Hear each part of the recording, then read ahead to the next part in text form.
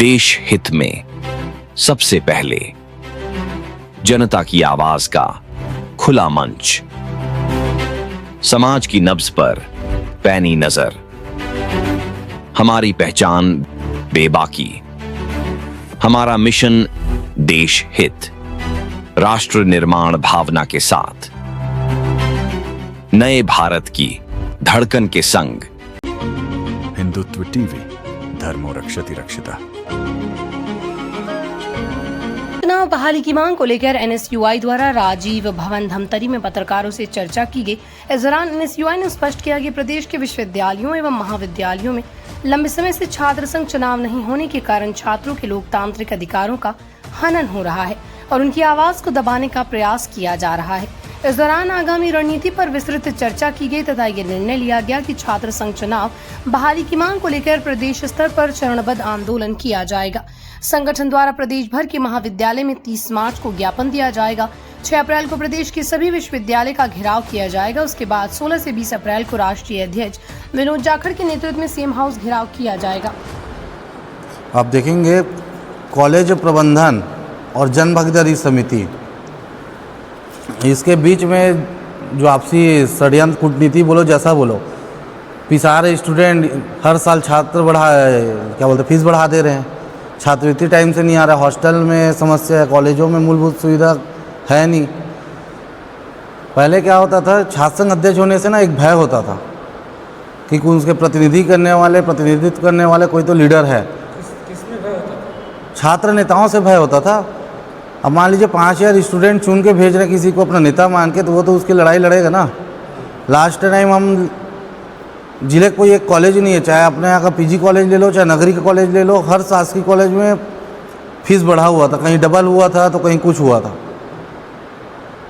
कहीं तो डबल से ज़्यादा भी हुआ था। एनएसयूआई कमज़ोर नहीं है, एनएसयूआई हर कॉलेज में जाकर रहता है, लेकिन इंटरनल जो मामला होता है कॉलेज के अंदर जो बैठने वाले लोग होते हैं, जन भागीदारी समिति में तो अपने चहेते लोगों को भारतीय जनता पार्टी के लोग बैठा देते हैं, लेकिन छात्र प्रतिनिधि जो होते हैं उसको भी बीजेपी ही चुनती है, जिसकी वजह से ये भुगतना पड़ रहा छात्रों को जो कठिनाई है। कांग्रेस की सरकार तो घोषणा तक अमल रहा, उस समय आपने चुनाव नहीं करवाया। हम लोग शुरू से डिमांड कर रहे थे, हम लोग सरकार है 1 साल तो सरकार आने के समझने में लग जाता है, समझने में चीज़ों को, फिर हम डिमांड चालू के, फिर कोविड आ गया, 2 साल कोविड में रह गया। उसके बाद भूपेश बघेल जी ने घोषणा किया था कि हम अगले वर्ष से चुनाव कराएंगे, फिर 2023 आपका इलेक्शन वाला टाइम हो गया, तो उस बीच में करा पाना संभव नहीं हुआ। 2024 से इलेक्शन हुए रहता, लेकिन भारतीय जनता पार्टी भयभीत है। उनको अभी इस ओर ध्यान देना चाहिए कि छात्रों के हित में हम कैसे काम करें और छात्र संघ चुनाव कराना चाहिए, है ना।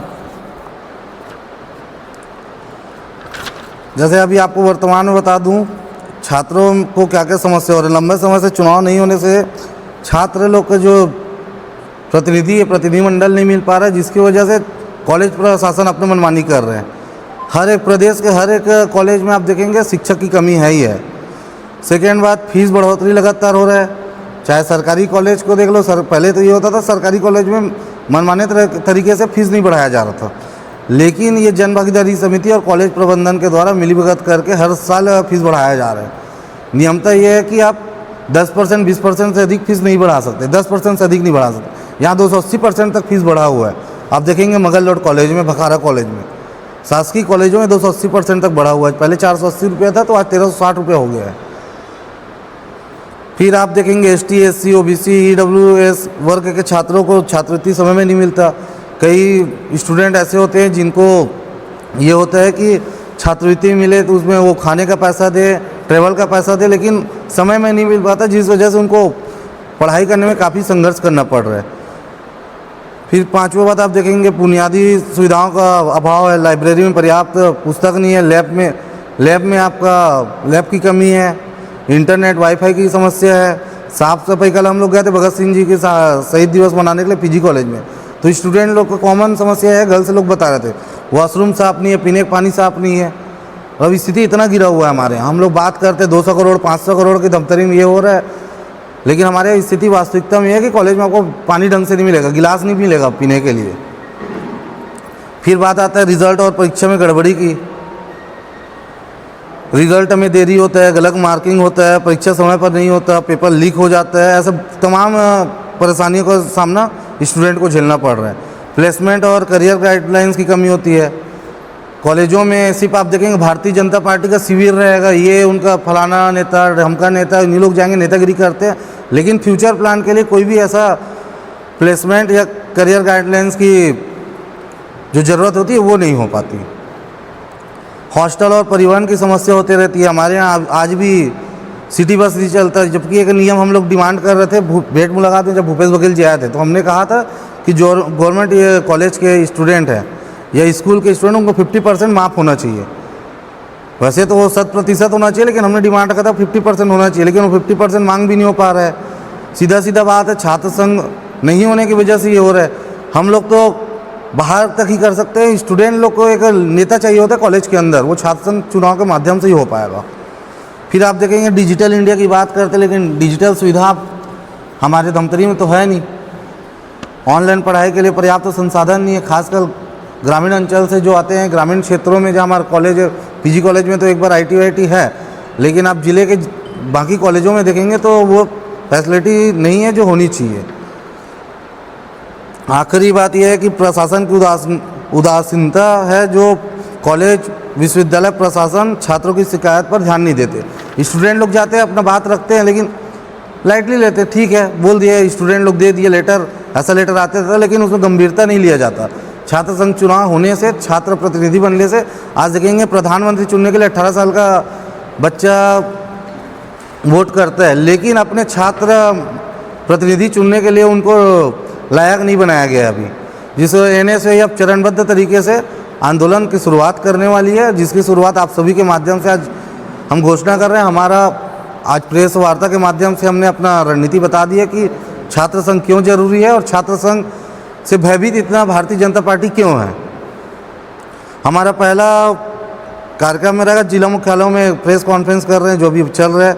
30 तारीख को प्रदेश भर के तमाम प्रमुख जो महाविद्यालय वहाँ ज्ञापन सौंपा जाएगा। हमारे यहाँ तो हम लोग पीजी कॉलेज धमतरी का घेराव भी करेंगे 30 तारीख को। फिर 6 तारीख को प्रदेश के तमाम यूनिवर्सिटीज़ का घेराव किया जाएगा।